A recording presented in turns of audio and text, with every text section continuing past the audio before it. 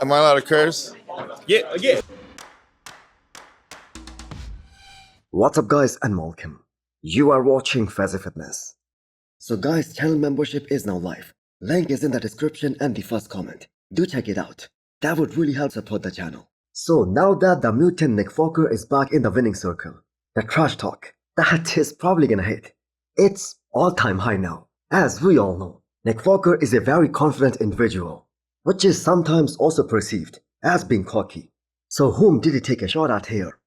After winning the New York Pro for the third time in his career, which by the way in itself is a record. Nobody has ever done that before. You know, he has, obviously good width in his back, but he ain't got the hamstrings like I do, you know what I'm saying? He ain't got the depth. He got that thigh gap front, you know what I mean? Ain't no thigh gap here. That shit is closed. So Nick was put on the spot in that interview with Old School Labs after his New York Pro win. And boy oh boy, he did not hold back. Not only did he say that he has the best back double biceps in the Pro League right now, but he also roasted Derek on having that gap in his thighs, which is actually true. So from the lower half, in both the back shots, it was Nick Fokker all day long because of that overall more depth and more size in the hamstrings. Now Derek had better glutes, but that just wasn't enough to knock out Nick Fokker in both the back shots, especially in the eyes of the fans. But that being said, I must mention this. Derek wasn't at his 100% the way he showed up at the Arnold, Ohio earlier this year. But that being said, the hype train to this year's Miss Olympia, that starts now. Because once again, Nick claimed that he's gonna win the Olympia this year. Am I allowed to curse? Yeah. I'm gonna fucking win the Olympia.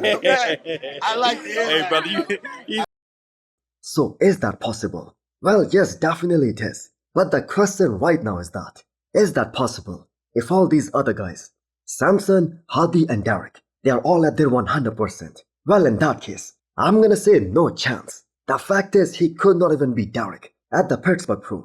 And that wasn't a 100% peak version of Derek. And even with all that muscle and the freak factor that Nick Fokker brings, nobody can deny that he has a wide waistline. And with the way the physiques are being judged right now, with that very apparent inclination towards more streamlined, more aesthetic physiques, guys who have a small waistline, it's gonna be very hard for Nick to beat a guy like Hadi Choopan or Samson Dauda if they are 100%. But that being said, we know anything is possible in the sport of bodybuilding.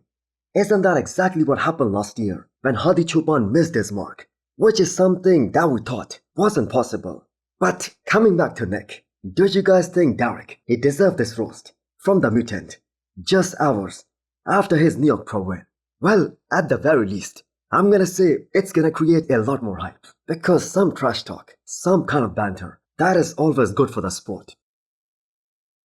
So any of you guys also wondered why did Martin-Fitzwater?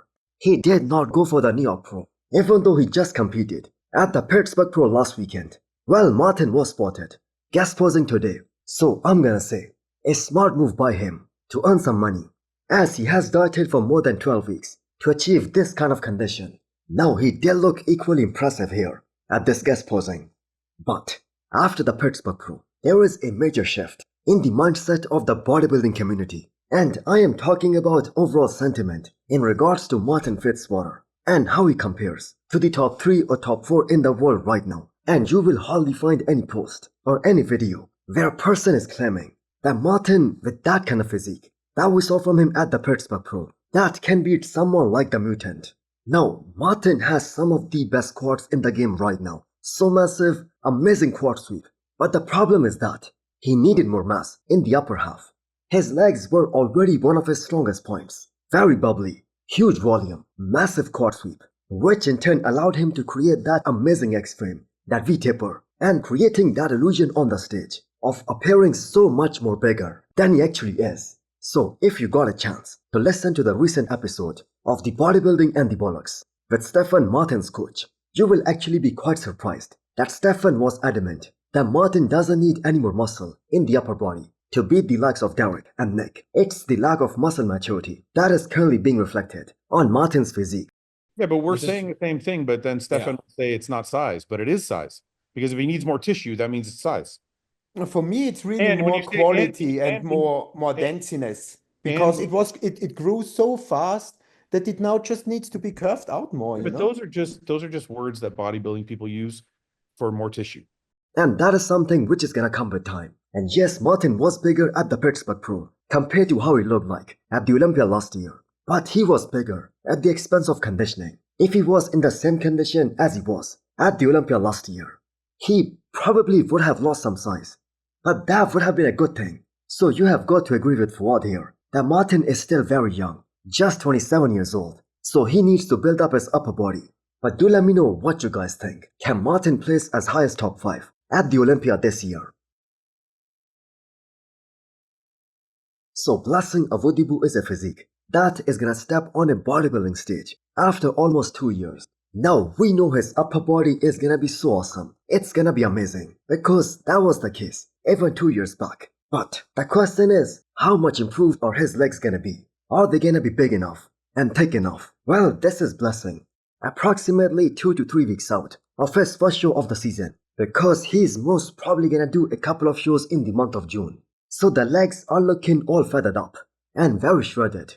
But the fact is, that isn't the thing that the judges will be looking for. So if you go back and look at some of the physique updates of Blessing from his Italy Pro Prep back in 2023, he was ripped front to back, but he did not have the leg volume, the thickness, the width. And I know we cannot judge all the progress based on just one picture, but it kind of seems like that the issue that is still the same even after taking 24 months off, going for a very long off season, doing that dirty bulk.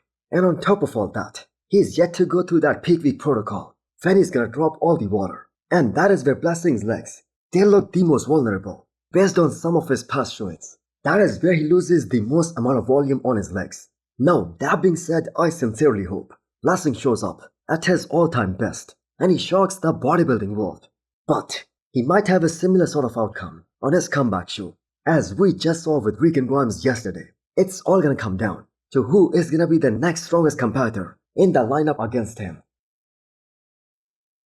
So the Persian Wolf Hadi Chupan, he just posted this picture on his story, and this was later reposted by Honey Rembot as well. Now we do not know whether this picture is a new one or an old one, but Hadi does look pretty monstrous here. I think this has to be the most dense and thick Hadi has ever looked, especially in the off-season. So two of the top Olympians, they have shocked us all already this year. First of all, it was Derek Lunsford at the Arnold against Samson Dauda, and then Nick Walker at the Pittsburgh Pro against Derek. But who else thinks that Hadi Chupan, he has the ability to scare everyone at the Olympia this year? And he's still the biggest contender to fight for Mr. Olympia title this year. The fact is, he's gonna be 100% fresh for the Olympia this year. And nobody else has that privilege this year, because they have all been competing. So does Hadi Chupan needs to be bigger to beat a guy like Samson Dauda or Derek or even the Mutant? Well, the experts, they certainly do not believe that. All he has to do is to bring back that Arnold Ohio package. And I must say, it's gonna be game on. And it might very well be game over. For whatever reason, Hadi Chupan has never been able to get as hot from the back as he always does from the front. Now that is that one area where he has been the most focused on ever since the Olympia last year, because they are gonna be at the very least 2 barebacks on the Olympia stage this year. So are you guys ready for another very anticipated men's open bodybuilding debut, which is gonna be happening later this year? And that is gonna be by Stephane Matala, a former classic physique guy, famous for having those incredible round muscle bellies and those insane level of striations all across his chest. And that is something we rarely see in bodybuilding today. So the look that is rocking right now, that is what's called taking your off-season as seriously as your prep. Because not only does Stephane look so huge, so massive, but at the same time, for being 280 plus pounds, the guy is in a crazy off-season condition right now. Very lean, very decent body composition. So Patrick Tour, his coach, he has been helping him very efficiently during this entire growth phase. And we just cannot wait to see him bring that same level of conditioning that we saw from him at his last classic physique show, which was Portugal Pro last year, but with a lot more size and fullness and density. The fact is, Stephane was never meant to be in classic. All he did was trying to minimize the amount of muscle to keep on making that weight for classic physique. And all he was doing was losing all that hard-earned muscle. But now this is him, fulfilling his true potential. So the men's open class, that is the most difficult class in the entire pro league. Because there is always this demand of more size, more mass, not just by the judges, but by the fans as well. But his final look, that is gonna be way more impressive in the open than it was in classic physique. So hopefully Stephane lives up to the hype.